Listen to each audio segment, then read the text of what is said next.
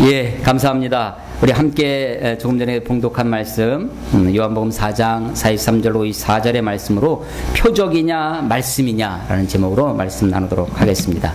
지난주에도 이 말씀을 이 본문으로 설교를 드렸는데, 지난주 설교 제목은 선지자와 고향. 여러분들은 다 고향에 가 계셨죠?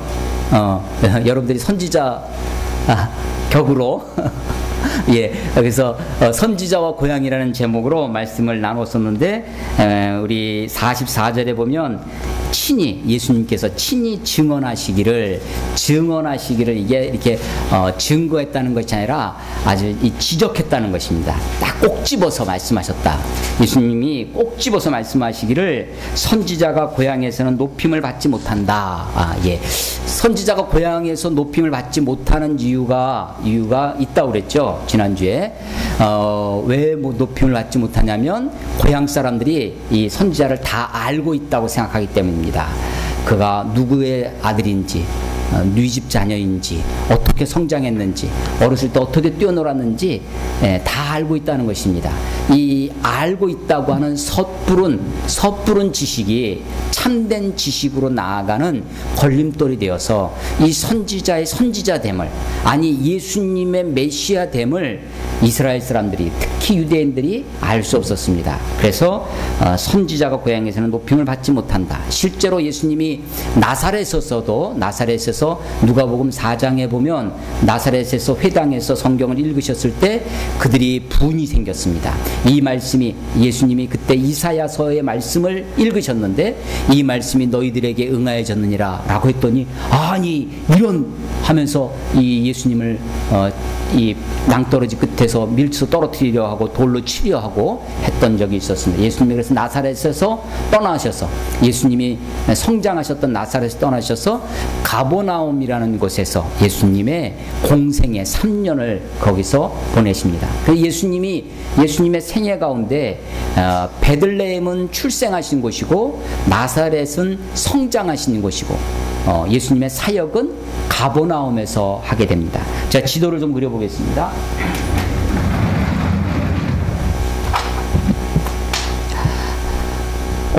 오늘 읽으신 본문에도 지명이 2개 나옵니다. 지명이 2개 나오는데, 갈릴리 호수가 있고요.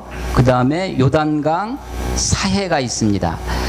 갈릴리 호수에서부터 흐르는 물이 요단강을 지나서 사해로 들어가는 것이죠. 이스라엘 땅을 크게 3등분 할 수 있다고 했습니다. 맨 위가, 여기가 갈릴리 지방입니다. 가운데가 사마리아 지방이고, 맨 아래가 유대 지방입니다. 유대 지방이. 여기는 이제 지중해죠. 지중해. 바다입니다. 바다고 호수가 있고 강이 있습니다. 물은 낮은 곳으로 흐르니까 여기가 낮은 곳이 되겠죠. 낮은 곳이 있고, 여기는 산 능선이 이렇게 가운데 발달해 있습니다.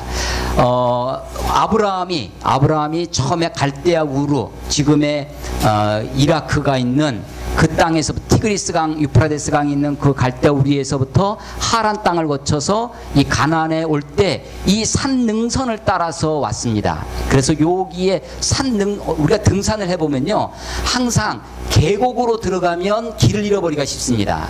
그런데 능선을 타면 항상 능선에는 길이 있어요. 능선. 그래서 군인들 독도법 배울 때 산에서 길을 잃어버리면 항상 능선으로 올라가라. 능선에 올라가면 반드시 길이 있습니다. 산 능선에. 이 능선을 타고 산 꼭대기, 산을 따라서 길이 있는데 그 길을 족장의 길이라고 합니다. 아브라함이 다녔던 그 길이죠. 그래서 헤브론이니 예루살렘이니 뭐 베델이니 이런 것들이 다 요 산 능선의 발달에 있죠. 그리고 이제 해안으로 또 해안도로가 있을 거 아닙니까? 해안길이 있는데 이 해안길은 상인들이 다녔습니다. 그래서 대상의 길. 그래서 이 길을 따라서 밑으로 가면 애굽까지 내려가는, 이집트까지 내려가는 그런 해안의 그 대상의 길이 있습니다. 자, 이 갈릴리에서요, 나사렛은 이 가버나움은 지금 요 북쪽에 이 정도 위치합니다. 그러니까 요쪽에 그 하란 땅에서부터, 지금의 시리아죠. 시리아에서부터 갈릴리로부터 오면 이 갈릴리 호수의 맑은 물, 그러니까 이 호수를 중심으로 도시들이 발달합니다. 그러니까 이쪽으로 내려와서 다시 족장의 길로 이렇게 들어오는 것입니다. 가나는 이 정도에 있습니다. 가나 쪽 고레세 그 가나가 아닙니다.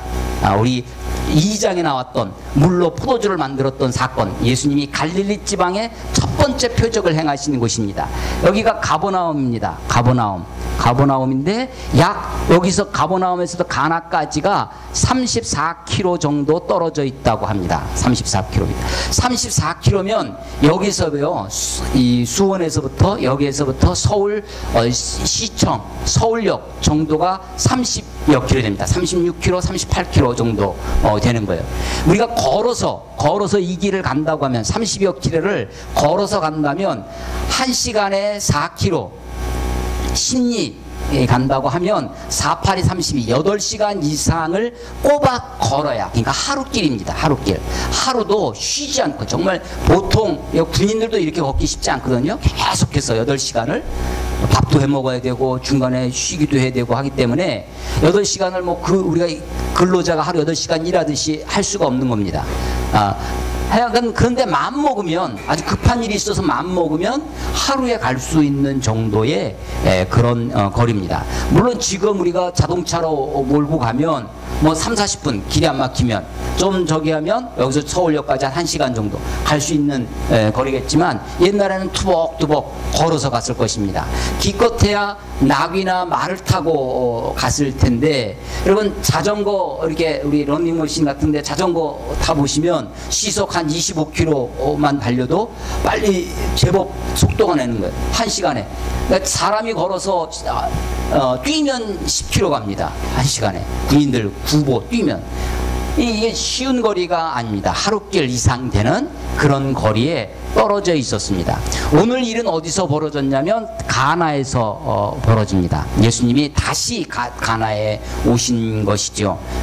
다시 한번 오셨습니다. 다시 한번. 이게 다시 한번이 강조되어 있습니다. 46절에 다시 갈릴리 가나에 영어성이 once more, 한 번 더 일부러 거기에 가신 것을 보게 됩니다. 가버나움에 있던 왕의 신하가 그의 아들이 병이 들었습니다. 가나에 예수님이 오셨다는 말씀을 듣고 유대 예루살렘에 가셔서 6월절 패스오버 6월절 명절을, 여기 성경에 명절이라고 나와 있는데 이게 6월절입니다. 6월절에 요한복음 2장에 가면 성전을 정결케 하신 일을 하셨죠. 그리고 돌아오실 때 보통 사람들은 사마리아를 땅을 안 밟고 이렇게 오는데 예수님은 사마리아 땅을 가로질러서 오십니다. 그래서 수가성 여인을 만나시고 사마리아 사람들에게 복음을 전하셔서 그들이 예수님을 믿게 됐던 것이 4장 앞부분에 있습니다. 그리고 나서 지금 가나에 오신 거죠. 여기 또 왕의 신하가 등장하는데, 이때 왕은 누구냐면요, 이때 왕은 헤롯의 둘째 아들 헤롯 안티파스라고 하는 사람입니다. 이 헤롯은 성경에 예수님이 태어나셨을 때 2살 이하의 어린아이를 죽인 그 헤롯은 헤롯 대왕입니다. 그레이트 헤롯이라고 하는 헤롯 대왕이고, 벌써 예수님이 이제 성장해서 30여 년이 지나서 그의 아들들이, 헤롯 대왕은 유대 땅에 다 왕 노릇했습니다. 그런데 헤롯이 죽고 나니까 로마가 그것을 분할해서 통치하도록, 그래서 누가복음에 보면 분봉왕이라고 되어 있습니다. 헤롯 안티파스를 비롯해서 헤롯 이 빌립이라든지 여러 사람들이 나뉘어서 통치를 하게 되죠. 자, 그런 사람이었다. 그런데 이 헤롯 안티파는 어떤 사람이었냐면 침례 요한에 의해서 질책을 받은 사람입니다. 이 사람이 자기 동생 빌립의 아내가 헤로디아라고 하는 아주 미인이 있었는데, 이 동생의 아내를 이 헤롯 안티파가 빼앗아서 자기 아내로 삼아버립니다. 힘이 더 막강한 형이기 때문에 헤롯 동생이 빌립이 어쩔 수 없이 그랬죠. 그런데 밑에서 다른 사람들도 아무 거기에 대해서 이렇다 저렇다 말을 못하고 있었는데 이 요한이 심지어 요한이 요당에서 막 지옥의 독사의 자식들아라고 외쳤던 이 요한이 그 사실을 지적을 하고 질책을 했더니 감옥에 가둬놓죠. 감옥에 가둬놓지만 결국은 이 요한을 죽이지는 못했습니다. 그런데 자기 생일 잔치 때 잔치를 배설하는데 이 헤로디아의 딸이 춤을 춥니다. 춤을 추는데 너무 이 헤롯 안티바가 너무 기분이 좋았어요. 그래서 네가 무슨 소원이든지 이야기하면 다 들어주마 라고 이야기를 해버립니다. 그래서 이 딸이 헤로디아의 딸이 자기 엄마한테 가서 물어보죠. 무엇을 달라고 할까요? 그랬더니 침례 요한의 목을 달라고 하죠. 그래서 침례 요한의 목이 잘려져서 그것을 수반에 받아서 쟁반에 받쳐서 헤롯 세계에 갖다 바치는. 그래서 이 중세의 그 성화 그림 중에 보면 이 침례 요한의 죽음이라는 그림이 있는데 보면 쟁반 위에 사람 머리가 있는 그런 그림도 있는 것을 보게 됩니다. 그런 사람입니다. 그런 사람이에요. 자, 여기서 잠깐 여기서 이제 이야기를 조금 다른 이야기를 좀 해볼 텐데요. 이때 당시에 유대인들 이스라엘의 종파에 대해서 좀 약간 살펴보겠습니다. 종교적인 영역이 있고요. 종교적인 영역이 있고 정치적인 영역이 있습니다. 여기가 중도라고 하면 종교적인 영역에서 우파가 있고 종교적인 영역에서 좌파가 있을 것입니다. 이 우파에 해당되는 세력이 있는데 그게 바리새파입니다. 바리새파 보수적입니다. 이 바리새파 중에는 서기관도 있고 율법사도 있습니다. 랍비라고 하는 사람들이 대부분 이 바리새파 중입니다. 요한복음 지금 2장에서 물을 포도주로 만든 사건이 있었고 3장에서 등장하는 것이 니고데모입니다. 이 니고데모는 바리새인 중에 바리새인이었습니다. 그가 예수님께 한밤중에 찾아와서 하나님이 당신을 보내지 않았으면 이런 일을 할 수 없다고 이야기하는데 예수님은 네가 거듭나지 아니하면 하나님의 나라를 볼 수 없다라고 말씀하시는 일이 이 3장에서 있죠. 이 바리새파보다 더 우파가 있습니다. 아주 보수적인 종교적인 영역에서 그게 뭐냐면 에세네파라고 있습니다.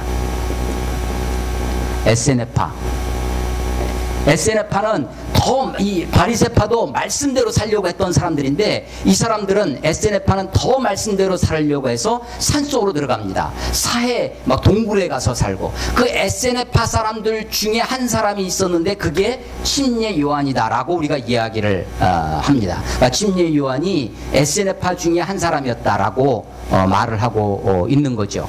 자, 종교적인 영역에서 좌파가 있습니다. 좌파가 있는데 사두개파입니다. 이 사두개파 이 안에 제사장이 있습니다. 대제사장도 이쪽에 있습니다. 이때 이 좌파는 아주 현실적이에요. 현실적이고 그래서 실제로 정치를 다스립니다. 이 사람들과 정치적인 영역에서 이쪽에 해당되는 것이 있는데 헤롯 땅이라고 있습니다. 헤롯 땅은 많은 사두개인들이 헤롯 땅을 형성하게 돼요. 그들의 이 상은 이 헤롯 안티파의 아버지 헤롯 대왕처럼 이 이스라엘을, 우리나라를, 우리 민족을 그렇게 정치적으로 안정되고 아주 튼튼한 나라로 만들어야 된다고 하는 현실 정치로 헤롯을 모델로 삼는 사람들입니다. 헤롯처럼 저렇게 해야 된다라고 하는 헤롯 땅이 있어요. 자, 헤롯 안티파뿐만 아니라 이 왕의 신하는 그러면 어디에 해당되겠어요? 이 정도에 해당되는 사람들일 것입니다. 정치적으로 이렇게 해야 된다라고 하는 사람. 이 사람들은요, 당연히 현실적이어서 어떻게 되냐면 그 당시 사회를, 그 당시 세계를 지배하는 데가 어디였냐면 로마였습니다. 그리고 로마가 꿈꾸고 있는 이상은 어디였냐면 그리스 헬라 문화였습니다. 헬라 문화예요. 그래서 이 사람들은요, 요 사람들은 로마 추종자들입니다.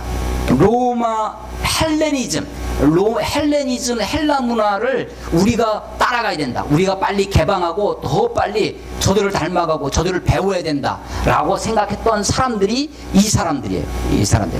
그런데 정치적으로는 바리새파와 에세네파처럼 율법으로 이스라엘 민족주의를 외치는 정치적 종파가 하나 있는데 그게 이 시칼이라고 하는 열심당입니다. 열심 질러스 있죠? 젤롯이라고 합니다. 젤롯. 열심당이에요. 열심당. 이건 히브리어는 시카리라고 합니다. 시카리. 벌써 시칼 같지 않습니까? 시칼이에요. 실제로 저게 뜻은 단검입니다. 단검을 차고 다니면서 반민족주의자 누굽니까? 이 사람들입니다. 반민족주의, 로마의 친로마주의자들을 암살하고 그들을 죽임으로써 그들을 폭력적으로라도 민족을 해방해야 되겠다. 로마로부터 이스라엘 민족을 재건해야 된다라고 정치적으로 생각했던 사람들이 열심당입니다. 그러니까 이 사람들이 이쪽은 우파라고 하면 이쪽은 좌파입니다. 이렇게 그 당시에 형성이 되고 있어요. 자, 3장에서 다시 요한복음으로 오겠습니다. 3장에서 니고데모와의 긴 대화의 말씀이 있었습니다. 이 니고데모가 누구라고요? 바리새인 중에 바리새인이었습니다. 바리새인 중에서도 이제도 이스라엘의 장로로 여겨지고 산헤드린의 의원으로 역할이 되는 회원이었던 그런 사람입니다. 그 사람에게도 주님 복음이 필요합니다. 그 사람도 예수님을 만나야 됩니다. 그 사람도 거듭나야 하나님의 나라를 볼 수 있는 것이고 이 사람도 여전히 예수님이 필요한 것이죠. 4장에 가면 사마리아 여인을 만나는데 사마리아 여인을 통해서 사마리아 인들을 만납니다. 이 사마리아 사람들은 사실은 여기에도 끼지 못하는 거예요. 이건 다 유대인들 종파 문제입니다. 이 사람들은요, 유대인들에 의해서는 아주 멸시받던 천대받던 사람들입니다. 아니, 은근히 이 유대인들은 이 갈릴리 사람들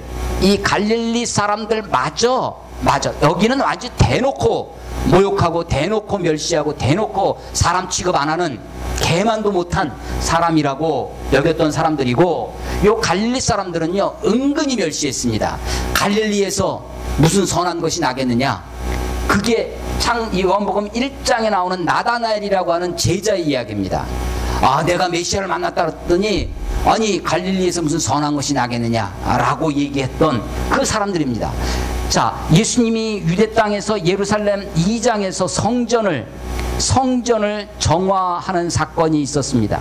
성전이 있냐면 예루살렘에 있는 거죠. 은근히 멸시받던 이 사람들이 갈릴리의 젊은 청년 예수가 가가지고 성전을 뒤엎습니다. 갈아엎습니다. 통쾌했죠. 아주 통쾌함이 있습니다. 그래서 여기 보면 예수님이 친히 증언하시기를 선지자가 고향에서 높임을 받지 못한다 하셨는데 45절에 보니까 갈릴리의 이르심에 갈릴리인들이 그를 영접했다. 아니, 고향에서 높임을 받지 못한다 조금 전에 말씀하셨는데 그 사람들이 예수님을 영접합니다. 그런데 이 영접은 그냥 웰컴입니다. 웰컴이에요. 그냥 환영한 겁니다. 요한복음 1장 12절에 영접하는 자, 그 영접이 아닙니다. 영접하는 자 곧 그 이름을 믿는 자들, 그 영접은 리시브예요. 예수님을 인격적으로 맞아들이는 것입니다. 그런데 여기서의 영접은 그런 영접이 아닙니다. 그냥 웰컴하는 거예요. 왜 그러냐면 45절은 이는 자기들도 명절에 갔다가 6월절 명절에 갔다가 예수께서 명절 중에 6월절에 예수께서 예루살렘에서 하신 일, 그게 뭐냐? 성전을 뒤엎는 거예요. 마음에 통쾌합니다. 성전에 갔더니 맨날 내가 수탈을 당했습니다. 아니, 집에서 기르던 양을 가지고 가서 제사 드리려면 제사장이 그건 제사도 못 드린다고 퇴짜를 옵니다. 그렇게 더러운 것을 어떻게 갖고 오냐고. 이 성전에서 기른 양을, 그 양을 살려고 했더니 우리 고향에서는 1,000원이면 살 것을 여기서는 10,000원씩 주고 사야 됩니다. 또 성전에서 내가 가지고 온 돈을 가지고 성전에 쓸 수도 없어요. 그러니까 동전을 성전 화폐로 바꿔야 됩니다. 환치기 하는 거죠. 돈 바꿔주면서. 그게 다 성전에서, 예루살렘에서 이 사두개인들이, 종교적인 지도자들이 정치 권력과 함께 짜고 그들이 결탁이 돼서 완전히 사회를 부패하고 더럽고 완전히 자기 욕심으로 온통 그렇게 했던 것입니다. 갈릴리 사람들이 한번 6월절마다 가면 완전히 수탈을 당합니다. 그런데도 아무 얘기를 못하고 그냥 그렇게 살아가는 거죠. 그런데 젊은 예수, 청년 예수가 그것을 뒤엎어놓은 것입니다. 마음이 통쾌했습니다. 그래서 예수님을 영접합니다. 그러나 이것은 그냥 웰컴일 뿐입니다. 예수님을 정말로 마음으로 영접한 것은 아닙니다. 예수님이 그런 그들에게 다시 가신 것입니다. 46절. 다시 갈릴리에. 이 다시가 강조이 되어 있다고 그랬죠? 원스 모, 한 번 더 가신 겁니다. 왜? 요 2장에서, 2장 앞부분, 이 앞부분이 바로 물로 포도주를 만든 가나에서 결혼식 혼인잔치 집에 갔습니다. 포도주가 떨어졌어요. 예수님의 어머니가 오셔서 이 집에 포도주가 없다 하니 예수님이 여자여 나와 무슨 상관이 있나이까. 예수님이요 때로는 굉장히 냉혹하십니다. 때로는 아주 차갑게 대하십니다. 여자여 나와 무슨 상관이 있나이까. 아니 사실은요 우리들 이게 남의 중병보다 내가 겪는 곧불이 내 몸의 감기가 독감이 더 중요한 거죠. 뭐 지금 그 러시아에서 뭐죠? 무슨 유성우 이 별똥별 같은 게 막 떨어진 거예요. 얼마나 떨어졌냐면 히로시마 원자폭탄에 33배랍니다. 그게. 그래서 1000여 명이 지금 부상당했고 이 러시아에서는 비상사태가 선포되어져 있어요. 그래도 우리는 별로 상관이 없잖아요. 그 나라는 지금 그렇게 난리가 났는데 우리는 아무 상관이 없습니다. 아니 어쩌면 북한의 핵이 지금 3차 실험을 이번 주에 했습니다. 그래도 그것보다 나를 더 고민하게 하는 것은 그런 문제가 아니라 당장 내 문제가 더 급한 거죠. 내 문제에 우리는 허덕입니다. 예수님이 갈릴리 가나에서 물로 포도주를 만드는 놀라운 일을 하셨습니다. 그것이 사람들의 입에서 회자되기 시작합니다. 여자여 나와 무슨 상관이 있나이까. 내 때가 아직 이르지 아니하였나이다. 냉엄하게 아주 차갑게 예수님이 거절한 듯 하셨지만 그 어머니 마리아는 하인들에게 시키는 거죠. 무슨 말씀을 하시는지 그대로 하라. 무슨 말씀을 하시든지. 그때 예수님이 물을 갖다가 항아리에 채우라. 물 항아리가요 그게 5갈론 이상 30갈론 정도 드는 겁니다. 그러니까 우리 기름통 큰 거 있지 않습니까? 그걸 5번, 6번 갖다 채워야 되는 큰 항아리예요. 그게 6개 있었습니다. 6개. 그것을 그 물을 갖다 채우는 거죠. 근데 그 물은 먹는 물이 아닙니다. 사람들의 손을 씻는, 손발을 씻어주는 정결 예식에 쓰는 그런 물 항아리, 그런 물이었어요. 근데 예수님이 갖다 물을 떠다 주어라. 연회장에. 그래서 연회 잔치를 하는데 그 물을 갖다 주는 거죠. 시키는 대로 하는 겁니다. 시키는 대로. 이 순종을 통해서 역사가 일어났습니다. 순종을 통해서. 예수님이 말씀하시고 그 말씀에 순종을 합니다. 그런데 오늘 설교 제목이 뭐예요? 오늘 설교 제목? 표적이냐? 말씀이냐? 예, 갈릴리 가나에서 표적을 행하셨습니다. 첫 번째 표적이다. 이 표적이라고 하는 것을 표적, 사인이죠. 사인입니다. 사인. 우리가 이 수원 성대를 오려고 하면 두 가지 길이 있는데 1번 국도로 오다가 지지대고개에서 넘어오면서 성균관대학교 사인이 있습니다. 사인이 있습니다. 혹은 과천의왕고속도로를 타고 오다가 월남 IC에서 들어와서 이렇게 오는 길이 있습니다. 거기도 성균관대학교 사인이 있어요. 사인을 보고 성대 사인을 보고서 다 왔구나 하고 거기서 내리면 아무 소용이 없죠. 사인이 가리키는 방향으로 따라가야 되는 것입니다. 목적지는 따로 있어요. 표적은 사인일 뿐입니다. 물론 이 표적이 미라큘러스, 아주 기적적인 사인이에요. 기적적인 사인 때문에 사람들이 그 표적에 그만 현혹이 됩니다. 그래서 거기에 머물러 있어요. 머물러 있습니다. 유대인들은 표적을 구하나 헬라인들은 지식을 구하고 유대인들이 추구했던 것이 바로 이 표적입니다. 표적입니다. 표적. 그래서 갈릴리 가나에서 첫 번째 2장에서 물로 포도주를 만든 그 사건이, 그 표적이 사람들에게 회자되기 시작합니다. 이야기되기 시작하는 거예요. 그래서 지도를 방금 전에 지웠네요. 이 가버나움에 있는 사람이 왕의 신하가, 이 왕의 신하가 원래는 이 헤롯 안디바의 신하입니다. 침례 요한을 적대시합니다. 그리고 침례 요한 때문에 뒤따라오는 내 뒤에 오시는 이인 이 예수도 평상시에는 배척되고 경계의 대상이었을 것입니다. 왕의 신하가 어디 예수님 앞에 와가지고 무릎을 꿇고 이게 간절히 간청하는 것입니다. 청하여 47절에 가서 청하되, 이게요 아주 이 거지가 애걸하듯이 그렇게 간청을 하는 거예요. 내 아들이 병을 내려오셔서 내 아들의 병을 고쳐달라고 그렇게 간청하는 것입니다. 아니, 평상시에는요 이 예수님을, 이 요한의 물이라고 함께 생각했던 이 예수를 거들떠보지도 않고, 아니 경계의 대상으로 보고 아주 그냥 이상한 눈으로 쳐다보고, 어떻게 하면 꼬투리를 잡아서 감옥에 집어넣을까, 어떻게 하면 그런 눈으로 봤을 것입니다. 그런데 예수님께 나와서 무릎을 꿇는 것입니다. 그런데 예수님이 그렇게 와서 간청하는 사람에게, 이 왕의 신하에게 48절에 보면 너희는 표적과 기사를 보지 못하면 도무지 믿지 아니하리라 라고 아주 차갑게 거절의 메시지를 합니다.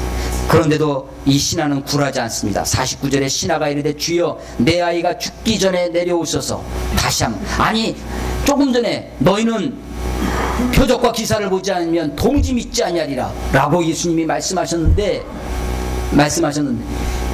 이 사람은, 이 아버지는, 이 왕의 신하, 이 아버지는요 마치 예수님이 조금 전에 하신 말씀을 못 들은 것 같아요. 안 들은 척합니다.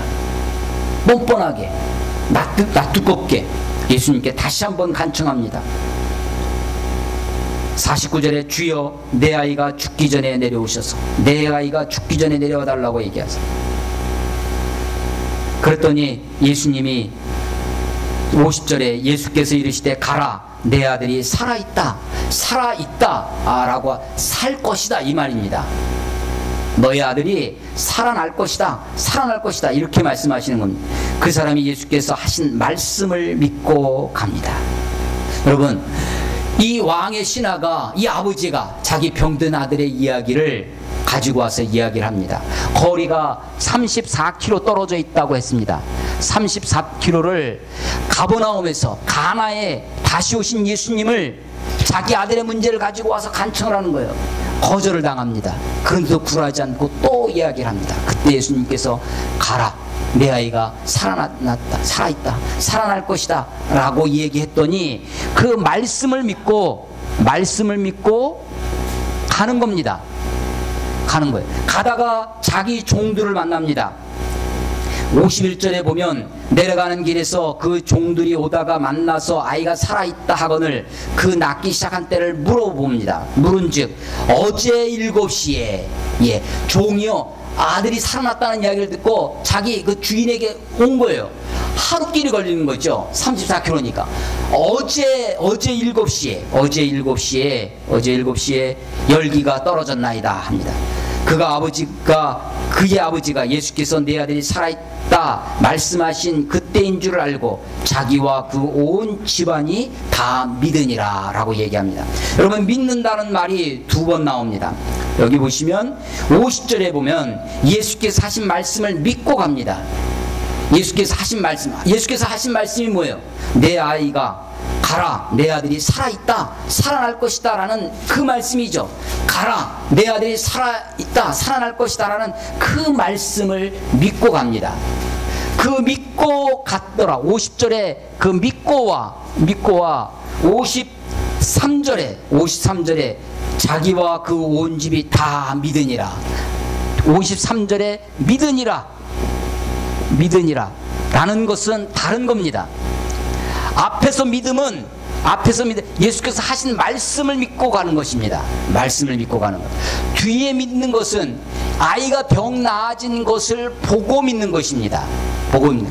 말씀을 따라갔더니 아이가 나았다는 것을 바로 어제 7시에 나았다는, 예수님께서 말씀하신 바로 그때 just time입니다. 그때 정확한 그 시간에 났다는 것을, 그 표적을 뒤따라 오는 것입니다. 여러분, 이 사건은 말씀을 따라갔더니 표적이 따라왔다는 것입니다. 표적을 추구하고 사인만을 붙들고 가는 것이 아니라 말씀을 추구하고 갔더니 표적이 따라왔다는 것입니다. 앞에서 말씀을 믿고 갔습니다. 이 믿음은, 이 앞선 믿음은 실험적 믿음입니다. 실험적 믿음이에요. 믿음이 여기 책상이 있구나, 여기 뭐가 있구나, 보고 믿는 것, 그것은 믿음이 아니죠. 보지 않고 믿는 것이 복되는 것입니다. 아들이 가라, 내 아들이 살아날 것이다. 아직 미래 사실이에요. 내가 아직 확인해 보진 않았습니다. 그런데 그것을 믿고, 실험적으로 믿고, 불확실한 미래에 대해서, 안 보이지 않는 세계에 대해서 내가 믿는 것입니다. 거기에 내 삶을 드리는 거예요. 내 순종하는 것입니다. 실험적 믿음으로 순종의 발걸음을 옮긴 그 사람에게 이제 뒤따라오는 체험적 믿음이 있습니다. 체험적 믿음이 있어요. 그 체험적 믿음을 경험하는 것입니다. 그런데 우리들은 유대인들은 무엇을 더 추구하냐면 체험적 믿음을 추구합니다. 보여달라는 것입니다. 기적을 보여달라는 것입니다. 병을 좀 낫게 해달라는 것입니다. 저희 집 앞에도 교회가 하나 있습니다. 들어가 보진 않았는데 우리처럼 아마 지하 교회인 것 같습니다. 앞에 이거 배너가 하나 붙어 있는데 어떤 여자분 그림이 이렇게 사진이 이렇게 증명사진처럼 딱 붙어 있고요. 와보라 기적의 현장으로 그렇게 써 있는 거예요. 그래서 제가 거기 지나갈 때마다 거기를 보는데, 야, 기적이 한 번이라도 일어나면 이 교회가 이러고 있지 않을 텐데, 이렇게 생각하는 거예요. 사람이 기적을 추구합니다. 여러분, 표적이냐 말씀이냐?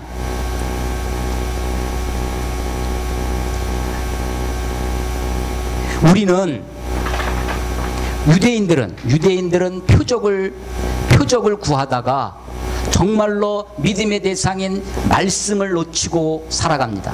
그런데 오늘 본문은 말씀을 따라가면 표적이 따라온다라고 하는 것입니다. 표적이 따라온다는 것입니다.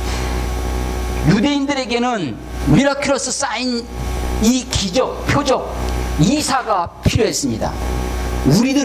현대인들은 무엇을 추구하겠습니까? 현대인들이 추구하는 표적에 해당되는 것이 무엇일까요? 현대는 자본주의 사회입니다. 자본이 우상시되고 자본이 추구되어지는 거예요. 그래서 유대인들은 표적을 구하나 현대인들은 이 자리에 성공이라고 하는 것을 갖다 놓고 살아갑니다. 성공을 추구합니다. 사회적으로 출세하고 싶습니다. 좋은 직장 얻고, 이 현대 자본주의는 그 성공이 다 무엇으로 치환되냐면 금전으로, 돈으로, 물질로 치환됩니다. 그래서 성공이라고 하는 소위 물질적인 축복이 마치 유대인들이 표적을 구하는 것 마냥 그리스도인들이, 교회가 이것을 추구하며 살아갑니다.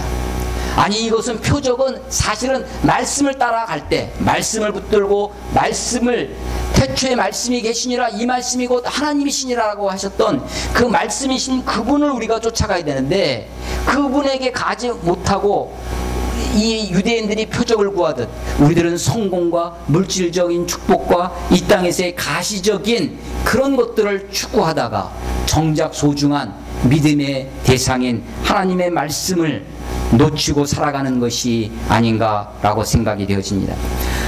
예수님이 요한복음의 이 저자를 통해서 가나에서 첫 번째 기적, 물로 포도주를 만드는 표적을 행하셨습니다. 오늘 본문은 이것이 가나에서 행하신, 갈릴리에 오신 후에 행하신 두 번째 표적이다라고 이야기를 해줍니다. 왕의 신하가 왔을 때 아니, 그런 권력자의 측근이 오면 좀 특별한 대우를 본인도 기대했을런지 모릅니다. 마치 엘리야의 제자 엘리사가 이 아람의 장군 시리아의 나아만 장군이 문둥병으로 왔을 때, 고쳐달라고 왔을 때 나가서 환영하지도 않고 그냥 게하시 종을 보내서 요단강에 가서 목욕하라고 얘기를 들었을 때, 아니 나를 이렇게 홀대하다니 라고 해서 기분이 나빴습니다. 아니 이 왕의 신하가 사실은 젊은 청년, 갈릴리의 청년을 찾아서 왔습니다. 30여 킬로를, 하루 길을 그냥 달려왔어요. 그런데도 예수님은 이 사람을 특별 대우해 주지 않습니다. 오히려 냉엄하게, 아주 냉철하게, 차갑게, 너희가 표적과 기사를 보지 아니하면 도무지 믿지 아니하리라, 도무지 믿지 아니하리라 라고 거절하십니다. 그럼에도 불구하고 이 사람이 굴하지 않고 예수님께 나아가 겸손하게 예수님께 간청하는 것이죠.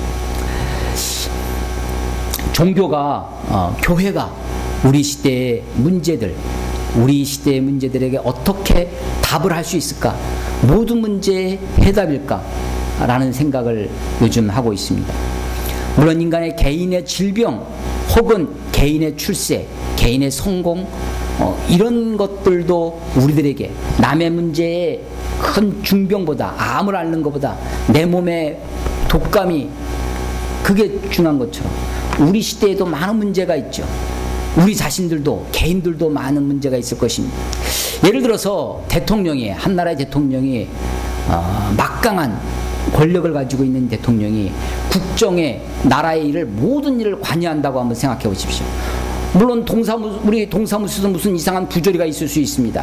근데 그것을 대통령이 와서 관여하고, 혹은 학교에 무슨 문제가 있습니다. 그것도 막 대통령이 나서서, 그러면 그 일은 해결될 수는 있겠죠.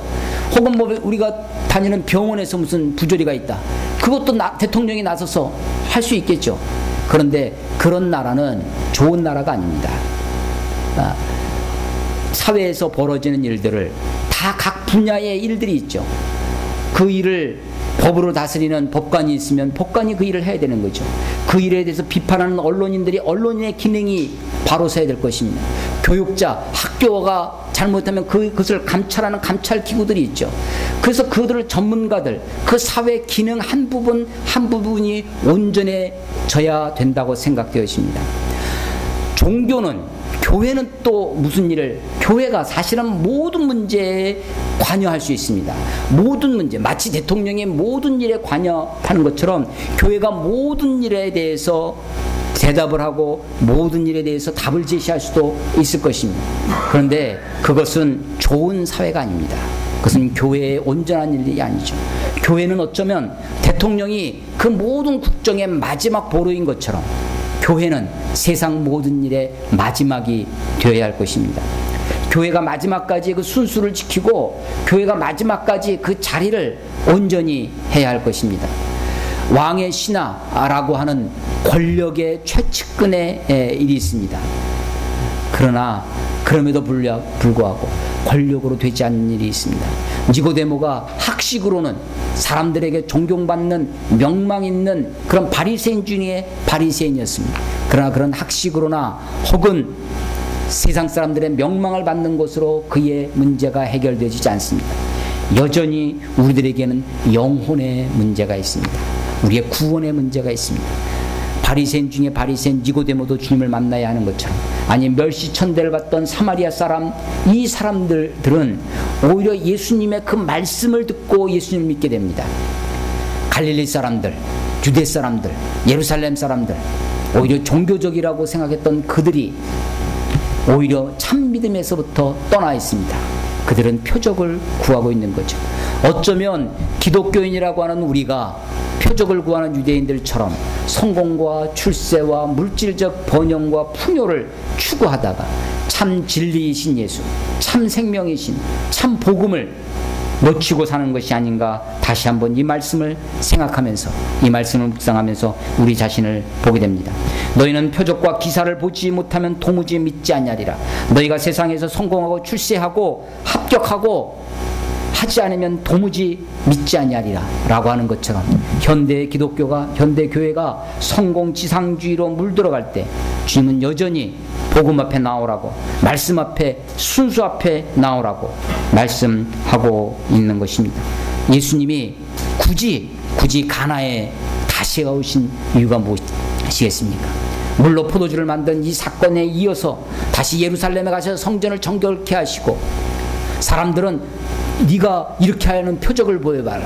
예수님은 그때 이 성전을 헐어버려라, 내가 사흘 만에 다시 짓겠다. 예수님의 표적은 무엇입니까? 예수님의 표적은 죽으심입니다. 십자가의 죽으심입니다. 예수님의 표적은 무엇입니까? 예수님께서 진짜 보여주시고자 하시는 것은 부활입니다. 십자가의 죽으심과 부활이 예수님이 진짜 우리들에게 증거해 주고자 하시는 것입니다.